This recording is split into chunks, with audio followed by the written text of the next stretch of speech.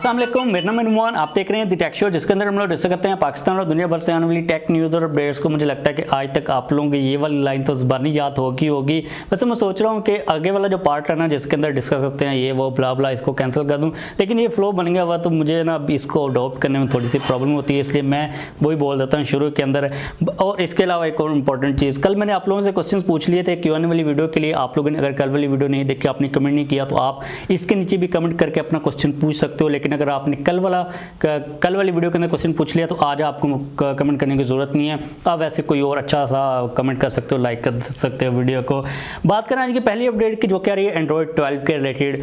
जब गूगल ने एंड्रॉयड 12 को इंट्रोड्यूस करवाया था, एक फीचर जो मुझे काफ़ी पसंद आया था वो था मटेरियल यू का। उसके अंदर सीन ये था कि आप कोई भी वॉलपेपर यूज़ करते हो, उस वॉलपेपर के अंदर जितने भी कलर्स होंगे ना, वो ऑटोमेटिकली पूरे थीम के अंदर अडॉप्ट कर लिए जाते हैं। आप लोगों को उस किस्म का मतलब कि इफेक्ट देखने को मिलता है। अब ये चीज़ रिपोर्ट की जा रही है कि ये वाला जो फीचर है ना, गूगल इसको अलाउ करेगा कि जितने भी मोबाइल्स वाली कंपनीज है ना, वो अपने यूआई के अंदर इसको इंप्लीमेंट कर सके। मतलब कि आपको ये वाला फीचर गूगल की तरफ से प्रोवाइड कर दिया गया। अब ये मोबाइल कंपनीज के ऊपर है कि वो अपने यूआई के अंदर अपने जो उनके वर्जन होते हैं उनके अंदर इस चीज़ को लेके आती हैं या फिर नहीं लेके आती। मतलब गूगल ने तो इजाज़त दे दी है, उन लोगों ने पीछे से अपडेट वगैरह जो 12.1 की आई है उसके अंदर इस चीज़ की इजाज़त दे दी हुई है। मतलब कि अब ये सैमसंग के ऊपर, Huawei, Xiaomi, Oppo, Realme, Redmi सब के ऊपर है। मतलब ये वाले नाम मेरे मुंह के ऊपर ऐसे ही चढ़े हुए हैं। तो अब देखते हैं ये कंपनीज लेके आती हैं अपने वर्जन के अंदर या फिर नहीं लेके आती हैं। अगली अपडेट की बात करें जो कि आ रही है आईफोन 13 प्रो सीरीज़ के रिलेटेड, मतलब कि प्रो और प्रो मैक्स के रिलेटेड, जिनके अंदर हमें 120 हर्ट्ज़ का रिफ्रेश रेट प्रोवाइड किया गया।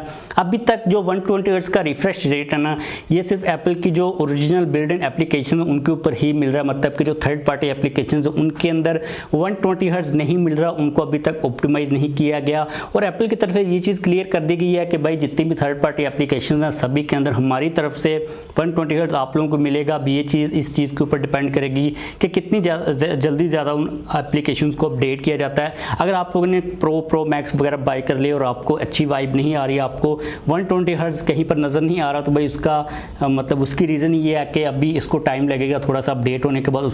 उसके बाद आप लोग हर जगह के ऊपर 120 हर्ट्ज़ को डेफिनेटली इंजॉय कर पाओगे।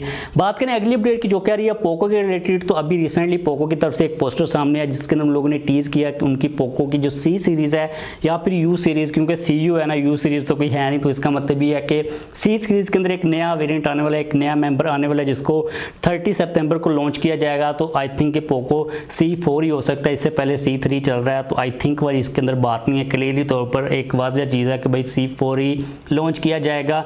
बेसिक टाइप का कोई फ़ोन होगा, लेट्स सी मतलब क्या स्पेसिफिकेशंस होती हैं। मैंने इनकी इस फ़ोन की स्पेसिफिकेशंस के ऊपर इतनी खास ज़्यादा नज़र नहीं रखी, मैंने कहा जब आएगा तो भाई इसके बारे में हम लोग डिटेल के अंदर बात डेफिनेटली कर लेंगे। अगली अपडेट आ रही है सैमसंग S22 अल्ट्रा के रिलेटेड। उसके जो अर्ली टाइप के रेंडर्स हैं ना वो सामने आ चुके हैं, आप लोग यहाँ पर देख सकते हो। एक चीज़ क्लियर कर दूँ कि ये वाले जो रेंडर्स हैं ना ये कंफर्म नहीं है, मतलब कि स्टार्ट के अंदर जो लीक्स हैं वो निकलना स्टार्ट हो चुकी हैं।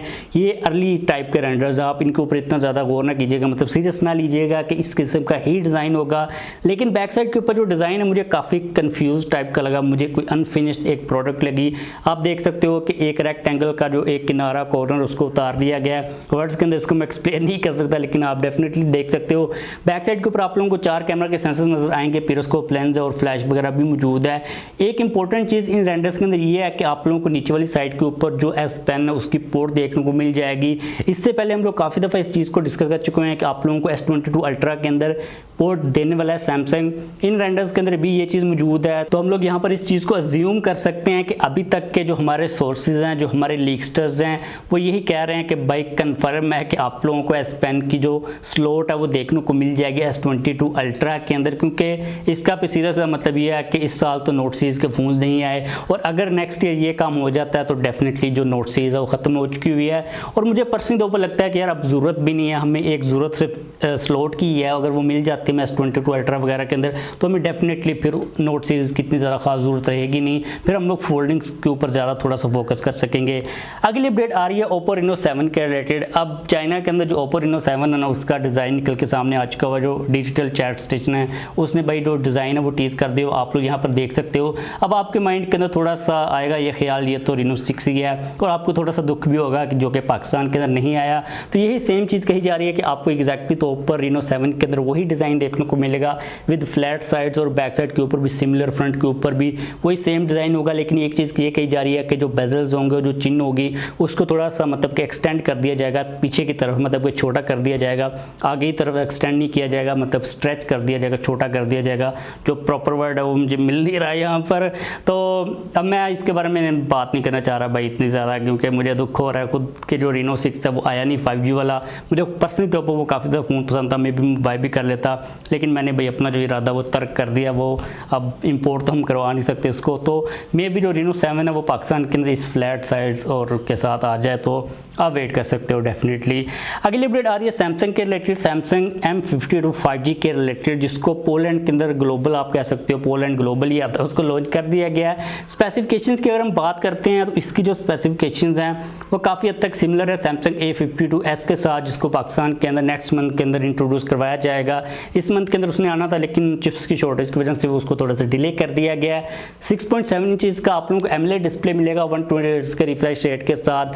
बैक साइड के ऊपर आपको 64 मेगापिक्सल का मेन सेंसर, 32 मेगापिक्सल की सेल्फी, स्नैपड्रैगन 778G का प्रोसेसर है, मतलब कि स्पेसिफिकेशंस आपको काफ़ी अच्छी मिल जाती हैं। 5000 mAh बैटरी के साथ 25 वाट की फास्ट चार्जिंग की सपोर्ट है। एग्जैक्टली तौर पर सेम वही स्पेसिफिकेशंस है जो कि A52s के हैं, लेकिन इसका जो डिज़ाइन है वो थोड़ा सा डिफरेंट है एज़ कम्पेयर टू A52s। इसलिए अगर ये पाकिस्तान के अंदर आता है तो इसका जो प्राइस सेगमेंट होगा मुझे लगता है कि थोड़ा सा डिफरेंट होगा एज़ कम्पेयर टू A52s। लेकिन लेट्स सी कि पाकिस्तान के अंदर आता है या फिर नहीं आता, इसलिए हम लोग इसके बारे में अभी इतनी ज़्यादा कोई ख़ास डिटेल के अंदर बात नहीं करेंगे।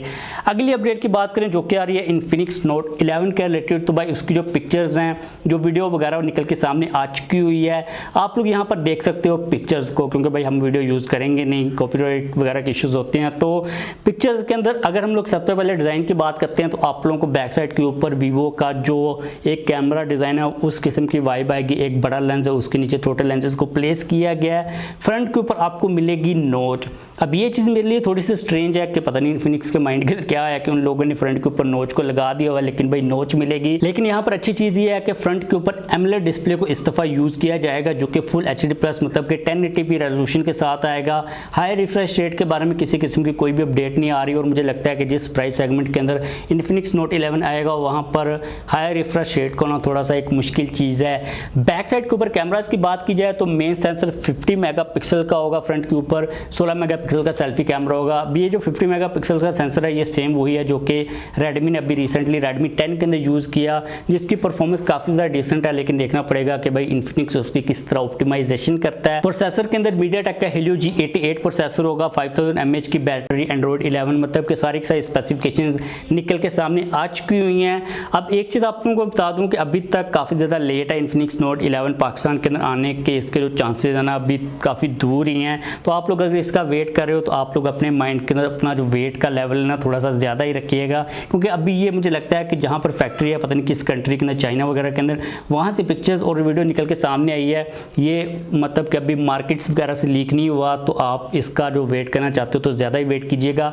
प्राइस की बात आप लोगों को मैं बताऊँ कि अगर हम लोग स्पेसिफिकेशंस के ऊपर नज़र डालते हैं ना तो G88 50 मेगापिक्सल एमोलेड डिस्प्ले और क्या था 5000 mAh की बैटरी, तो ये सारी चीज़ें इंडिकेट करती हैं कि इसकी प्राइस अराउंड 30,000 ही होगी, क्योंकि ये सारी स्पेसिफिकेशन हमें 30,000 के अंदर ऑलरेडी मिल रही हैं, चाहे G88 हो, चाहे एमोलेड डिस्प्ले हो, चाहे और भी 50 मेगापिक्सल का पूरा सेंसर हो। तो लेट्स सी कि Infinix क्या करता है, इसको कब पाकिस्तान के अंदर लेके आता है, और मोस्ट इंपॉर्टेंटली इसकी प्राइस कितनी होती है, और एक और चीज़ कि क्या ये फ़ोन मेड इन पाकिस्तान होता है या फिर नहीं होता। मुझे पर्सनली तौर पर लगता है कि ये वाला फ़ोन भी मेड इन पाकिस्तान ही होगा।